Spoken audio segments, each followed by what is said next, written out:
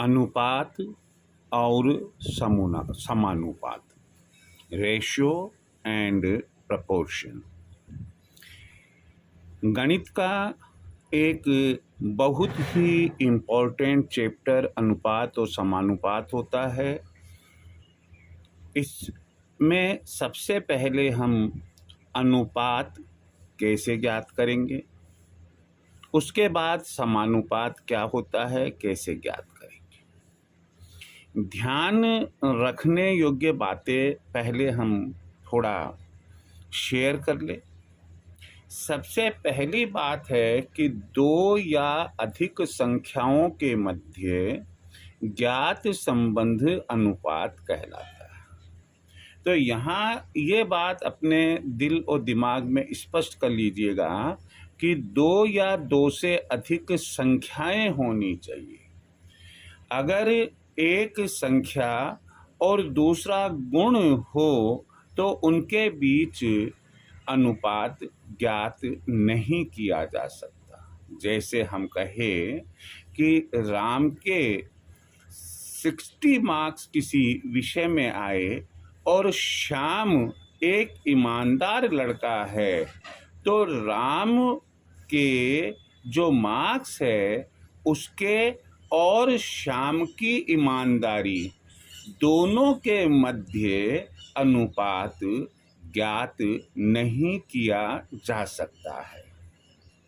यहाँ हमने बताया कि 15 और 20 के मध्य संबंध 15:20 या 3:4 यह अनुपात रूप है। यहाँ जो 15 और 20 है और यहाँ 3 और 4 है, बीच में या लगाया, इसका मतलब है कि 15 और 20 इनको हम 3 और 4 के रूप में लिख सकते हैं। आपको अपने कैलकुलेशन पर पूरा कंसंट्रेट होना पड़ेगा। हमें यह देखना पड़ेगा कि इन दोनों संख्याओं में कॉमन उभयनिष्ठ कौन सी संख्या है। हमने पाया कि 5 उभयनिष्ठ यानी कि कॉमन है। 5 का भाग देने पर 5 × 3 = 15, 3 आ गया। 5 का भाग देने पर 5 × 4 = 20, 4 आ गया। ये 3 और 4 लिखो, चाहे 15 और 20 लिखो, एक ही बात होती है। दूसरा जो नियम या बात या बिंदु आपको ध्यान में रखने की है वह यह है कि ये संख्याएं एक जैसी इकाई में होनी चाहिए। यहाँ हम एक जैसी इकाई का मतलब समझ ले कि जैसे प्राप्तांक है तो दोनों संख्याएं प्राप्तांक होनी चाहिए। यदि किलोग्राम है तो दोनों संख्याएं किलोग्राम में होनी चाहिए। यदि रुपए है तो दोनों संख्याएं रुपए में होनी चाहिए। यदि मीटर है तो दोनों संख्याएं मीटर में होनी चाहिए। कुल मिलाकर इकाई एक जैसी होनी चाहिए। जैसे हमने यहाँ पर लिखा, क्या लिखा हमने, जैसे कि राम और श्याम के प्राप्तांक क्रमशः 60 और 40 है। यहाँ अनुपात 60:40 अर्थात 3:2 होगा। लेकिन हम यदि राम के प्राप्तांक 60 और श्याम की ऊंचाई 100 सेंटीमीटर है तो इन दोनों के मध्य अनुपात ज्ञात नहीं किया जा सकता। क्यों?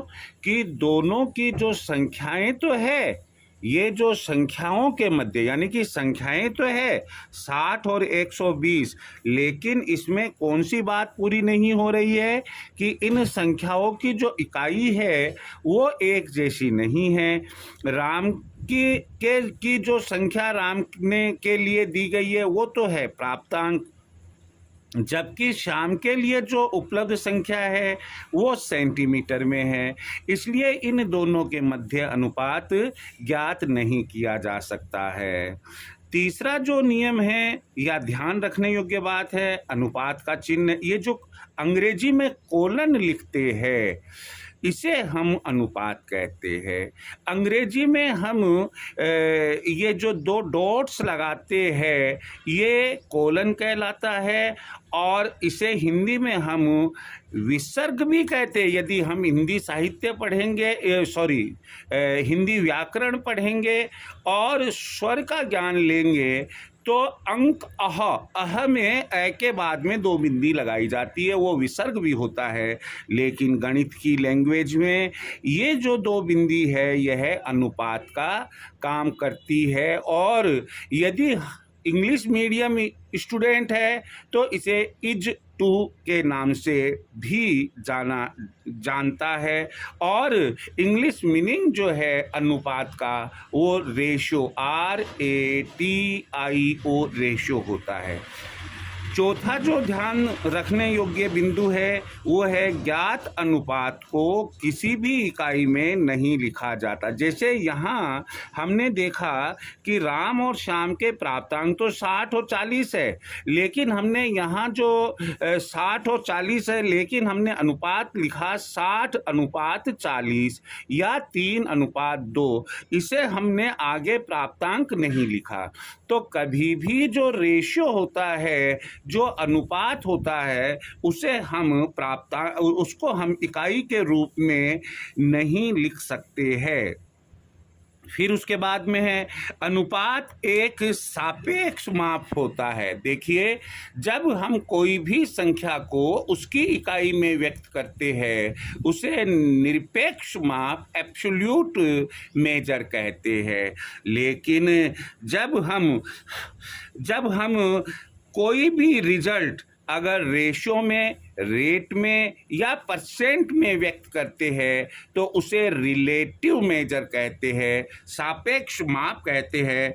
तो अनुपात एक सापेक्ष माप है, रिलेटिव मेजर है। इसलिए हम दो या दो से अधिक अगर हमें अनुपात दिए हुए हैं तो उनकी आपस में तुलना कर सकते हैं।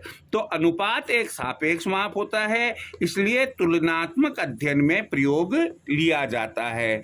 जब आप आगे जाकर स्टैटिस्टिक्स या कुछ दूसरे सब्जेक्ट्स जहां रेशियो का अपना महत्व है वो पढ़ेंगे तो आप ये पाएंगे कि चाहे वह अकाउंटेंसी हो, चाहे स्टैटिस्टिक्स हो या और कोई अन्य सब्जेक्ट हो जहां रेशियो आया है, तो वहाँ आप कंपैरेटिव स्टडी के लिए, एनालिसिस के लिए रेशियो भी काम में लेते हैं।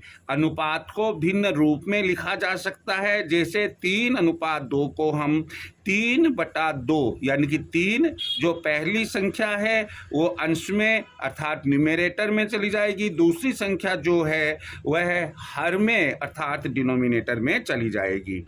सातवां बिंदु जो ध्यान देने योग्य है वह है कि अनुपात को सरलतम अर्थात न्यूनतम रूप में लिखना ठीक रहता है। जैसे हमने 20 और 30 दो संख्याओं के मध्य अनुपात ज्ञात किया तो इसका सरलतम या न्यूनतम रूप 2:3 सही है। 0 से 0 कट जाएगा और 2:3 अर्थात 2:3 हमारे पास में आ जाएगा। पहला क्वेश्चन हमारा है, मनोहर ने गणित में 45 अंक और रौनक ने 72 अंक प्राप्त किए, दोनों के प्राप्तांकों का अनुपात ज्ञात करें। यहाँ जो इसका आंसर होगा, उत्तर 1, आंसर 1 हम लेते हैं कि मनोहर ने अंक प्राप्त किए 45 और रौनक ने अंक प्राप्त किए 72। तो अनुपात जो होगा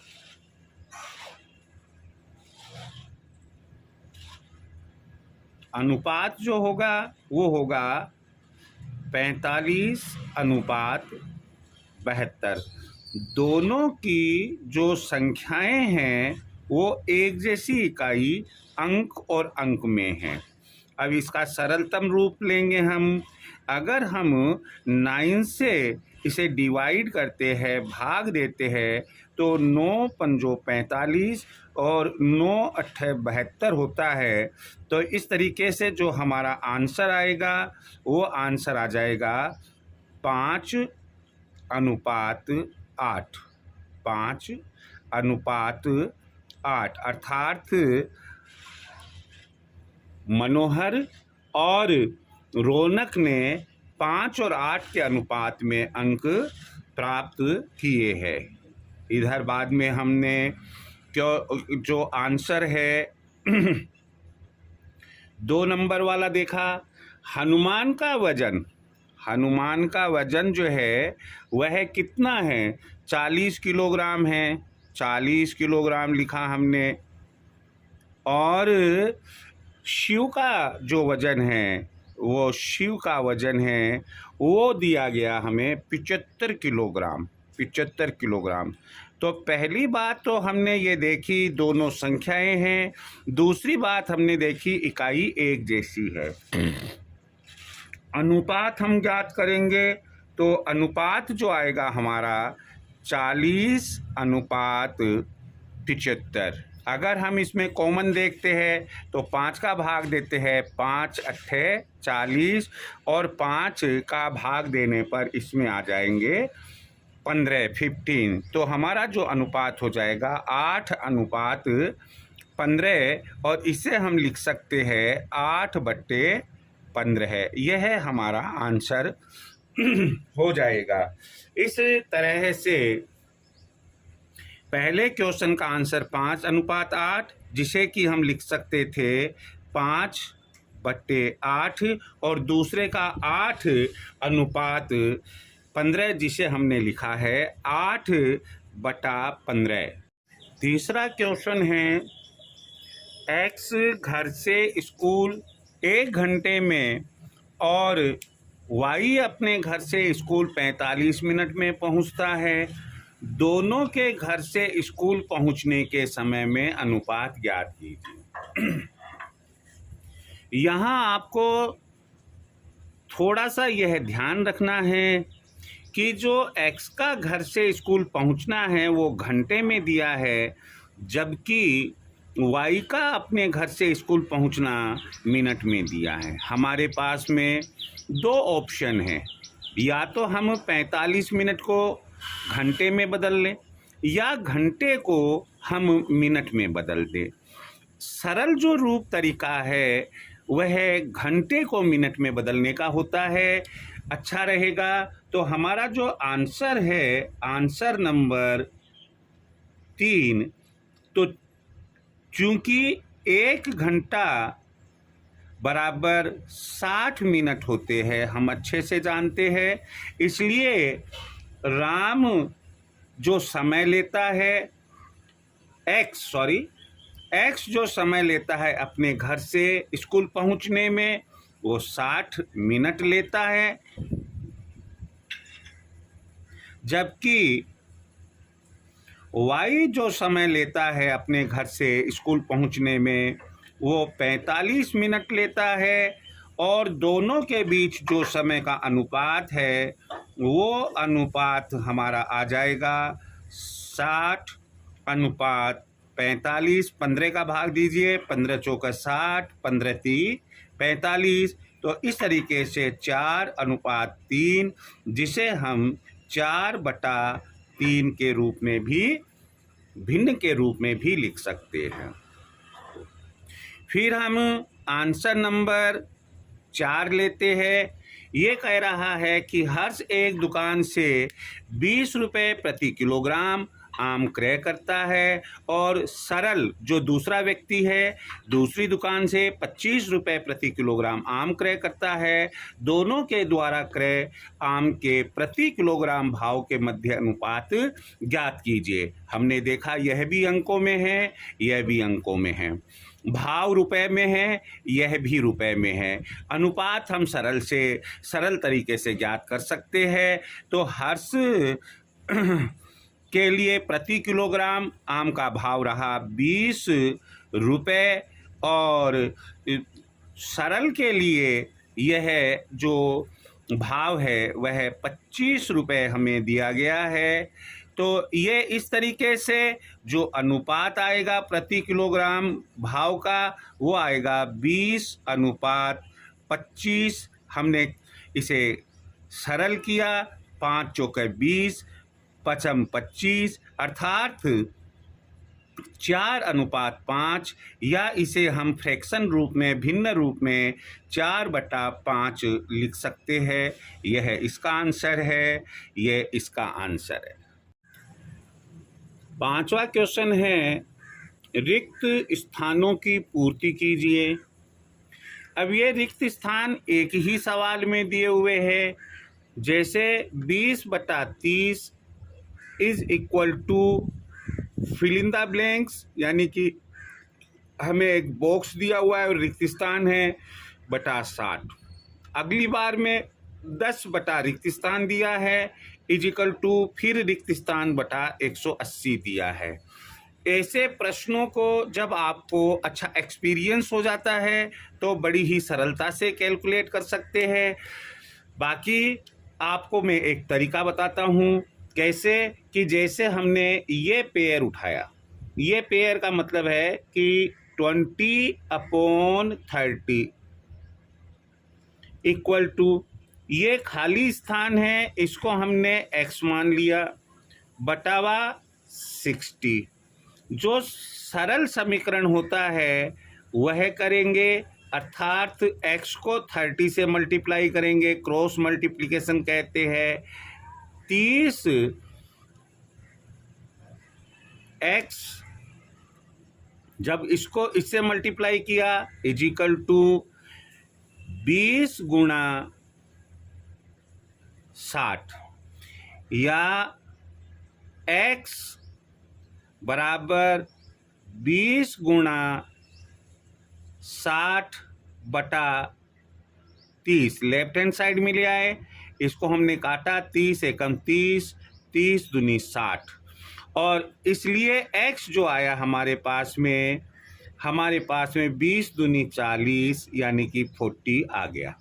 हम कह सकते हैं यहाँ पर इसलिए 20/30 इज इक्वल टू, ये हमने बॉक्स लगाया हमने, और इसमें क्या आना चाहिए 40/60।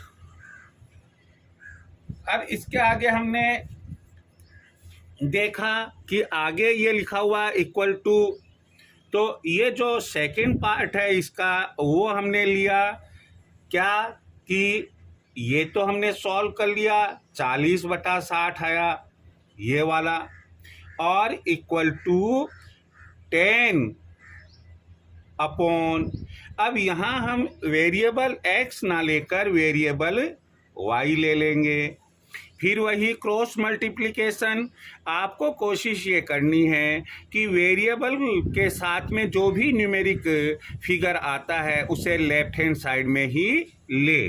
तो यहाँ पर क्रॉस मल्टीप्लिकेशन किया तो या इसे हम और अथवा भी लिख सकते हैं 40y इज इक्वल टू ये और ये मल्टीप्लाई किया तो 10 × 60 ये हो गया, या y इज इक्वल टू 10 × 60/40, और ये 0 से 0 कट गया, 4 एकम 4 और 15 चौके 60।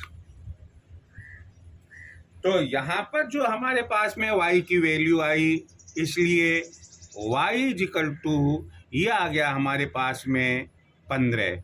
तो हम लिख क्या सकते हैं, अब हम लिख सकते हैं 40 बटा ये वाला लेंगे हम, 40/60 बराबर 10 तो लिखा हुआ ही था हमारे पास में, 10/y के जगह है ये हमने 15 है लिखा, तो ये इसके इक्वल होगा। फिर इसके बाद के अंदर हमें जो दिया गया है वो दिया गया है कि ये इसके इक्वल है, तो 10/15, 10/15 किसके इक्वल है? ये है, यहाँ इसको हमने जेड से डिनोट कर दिया खाली स्थान को, बटा 180। तो इस तरीके से फिर क्रॉस मल्टीप्लिकेशन किया हमने, तो 15 का 15, 15 जेड बराबर 10 गुणा 180, या जेड इजिकल टू 10 गुणा 180 बटावा 15 है। हमने काटा, 5 दूनी 10 और 5 ती 15, 3 एकम 3, 3 छक 18 और ये 0, और हमने देखा कि ये जेड इजिकल टू 2 को 60 से गुणा किया, 120 आ गया। इस प्रकार हम कह सकते हैं, अतः 10/15 10/15 बराबर क्या होगा? 120 हमने खाली स्थान पर लिखा, रिक्त स्थान पर लिखा, बटावा 180। अब आपने क्या देखा? यहाँ आपको जो निष्कर्ष निकालना वो ये देखा कि 20/30, 20/30 ये जो इक्वल है, यहाँ हमने बताया कि ये 40/60 के है, और 40/60 जो इक्वल है वो 10/15 के है, और 10/15 जो इक्वल है वो 120/180 के इक्वल है। ये सब के सब ये तुल्य अनुपात कहलाएंगे, कारण कि ये इसके बराबर, ये इसके बराबर, ये इसके बराबर है, और इनका जो न्यूनतम रूप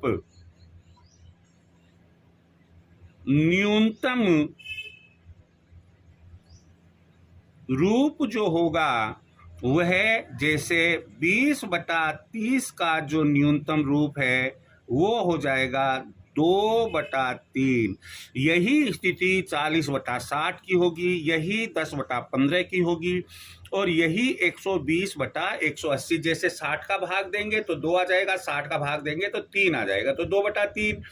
10 में 5 का भाग देंगे तो 2, और 15 में 5 का भाग देंगे तो 3, तो 2/3। 20 का भाग देंगे तो 2, और 20 का भाग देंगे तो 3, 2/3।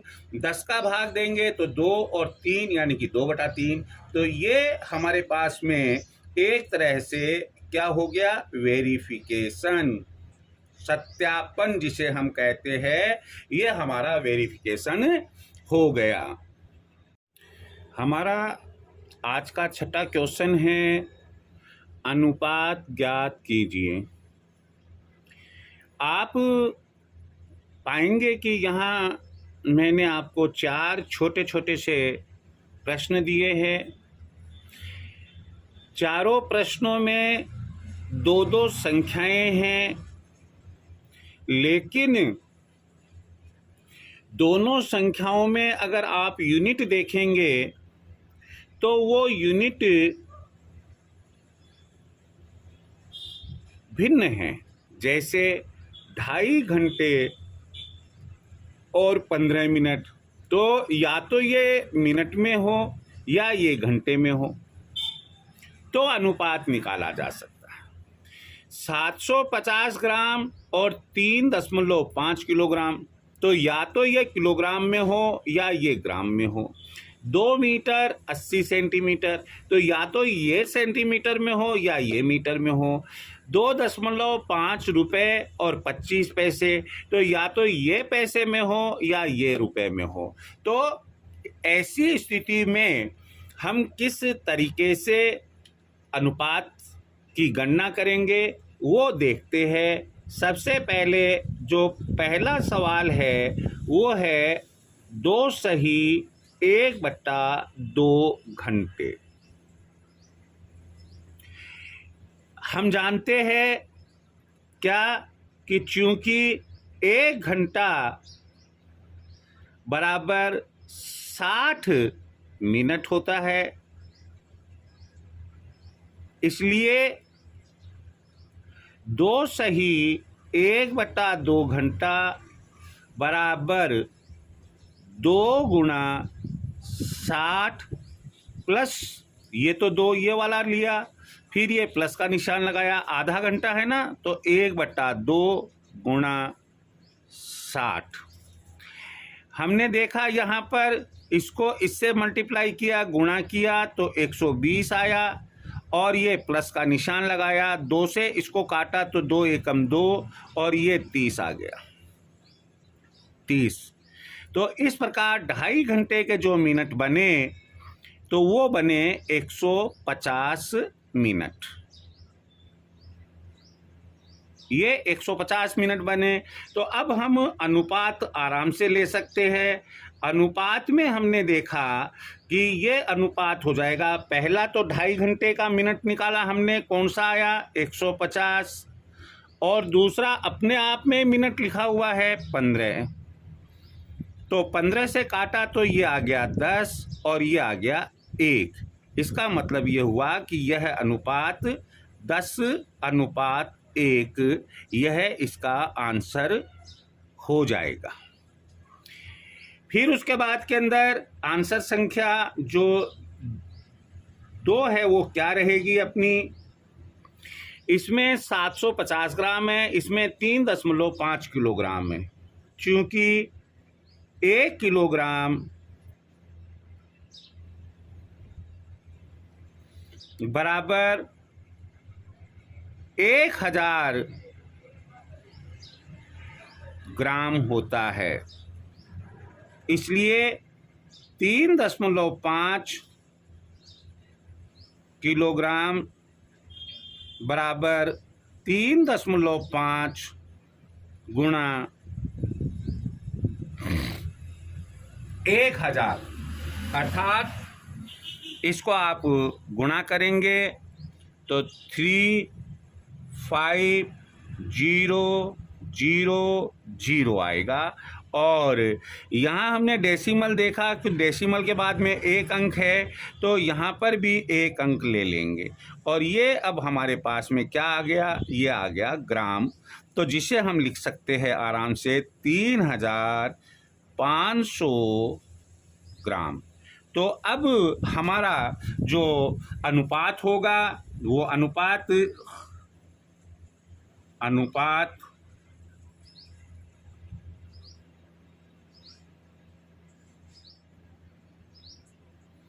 पहली संख्या है 750 ग्राम, 750 लिया हमने। दूसरी संख्या है 3500 ग्राम, 3500 ग्राम। तो 0 से तो 0 कट गया, फिर 25 से काटिया, 25 75 और 25 एकम 25, 10 बचा 100, 25 चौके 100। तो ये हमारे पास में अनुपात आया 3:14। मुझे उम्मीद है कि ये जो कन्वर्जन है, परिवर्तन है, यह आपको समझ में आ रहा है। अब हम तीसरा क्वेश्चन लेते हैं। इसमें 2 मीटर का 80 सेंटीमीटर से अनुपात ज्ञात करना है। हम जानते हैं कि 1 मीटर बराबर 100 सेंटीमीटर होता है,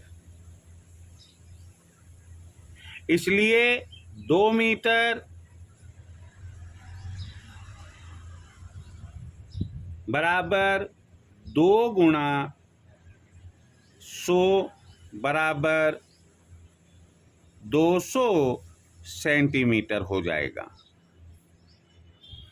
अब यहाँ पर हम अनुपात लेंगे, तो अनुपात क्या रहेगा वो देखिए आप। अनुपात पहली संख्या 2 मीटर है, जिसका हमने कन्वर्जन किया तो 200 सेंटीमीटर आया। दूसरी संख्या 80 सेंटीमीटर है तो 80 का 80 लिखा। 0 से 0 कट गया, 4 का भाग दिया, 4 पंजो 20, 4 दूनी 8। तो ये अनुपात हमारा बन गया, कितना बन गया? 5:2। यह आंसर हो गया इसका। चौथा सवाल जो दिया है आपको, चौथे सवाल के अंदर आपको 2.5 रुपये, 2.5 रुपये और 25 पैसे के मध्य अनुपात ज्ञात करने के लिए कहा गया है। चूंकि 1 रुपया बराबर 100 पैसे होते हैं, इसलिए 2.5 रुपये बराबर 2.5 गुणा 100 बराबर 250 और ये शून्य, कैसे 2 जीरो है ना ये लिखा, लेकिन दशमलव के बाद में 1 अंक है, इसलिए दशमलव के बाद में 1 अंक छोड़ा और ये पैसे आ गए, जिसे हम लिखेंगे 250 पैसे। अब हम अनुपात ज्ञात करेंगे। तो अनुपात कौन कौन सी संख्याओं के बीच में ज्ञात करना है, ये हमने अनुपात लिखा और यह अनुपात 2.5 रुपये जिसके आए हमारे पास में 250 पैसे और दूसरा है 25 पैसे आया। तो यह अनुपात 25 का भाग दिया तो ये 10 आ गया, 25 का भाग दिया तो 1 आ गया, इसलिए यह अनुपात हो गया 10:1। मुझे उम्मीद है कि आपको अनुपात क्या होता है, अनुपात ज्ञात करते समय कौन कौन सी बातों को ध्यान में रखना चाहिए और सरल अनुपात ज्ञात करने के जो तरीके आपको बताए हैं यह आपको समझ में आ गए होंगे। जितने भी प्रश्न आपको बताए हैं वो भी समझ में आ गया होगा। यदि 1% कोई दिक्कत आपको आती है, आप मुझे कमेंट बॉक्स में लिखकर पूछ सकते हैं, मैं आपके सवाल का जवाब दूंगा। Thank you very much.